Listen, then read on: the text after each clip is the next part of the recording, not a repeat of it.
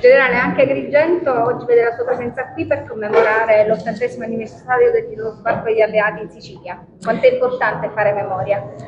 Tanto è importantissimo questo tassello, direi una pietra miliare in quello che noi definiamo il culto della memoria. Ricordare quegli eventi luttuosi, ricordarli soprattutto ai giovani che saranno le future classi dirigenti, significa non dimenticare quegli eroi che hanno dato il bene più grande che avevano per fare sì che oggi noi potessimo vivere in questa società pacifica, prospera, sicura.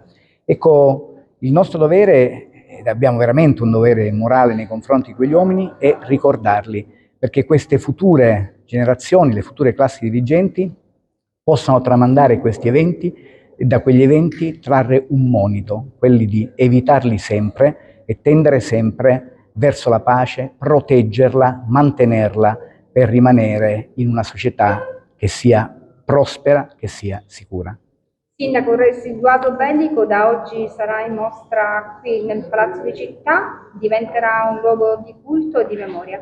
Sì, anche come diceva poco fa il generale, questo è un altro esempio per mantenere viva la memoria. Un residuato bellico sì, però è un simbolo che serve proprio per ricordare quello che è successo tra il 41 e il 43 e qui nella nostra Agrigento. E poco fa lo storico ha raccontato proprio la battaglia di Agrigento.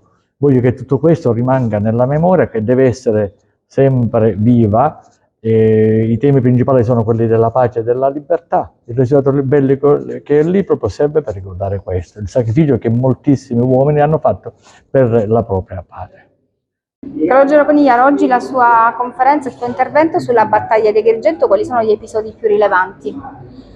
Ma a parte lo sbarco a Licata, poi ci sarà la lunga battaglia durata dal 12 al 16 luglio del 43 lungo il fiume Naro, che finirà poi con la conquista di Agrigento e nel frattempo il tragico bombardamento del 12 luglio, quando ad Agrigento ci furono diverse centinaia di vittime.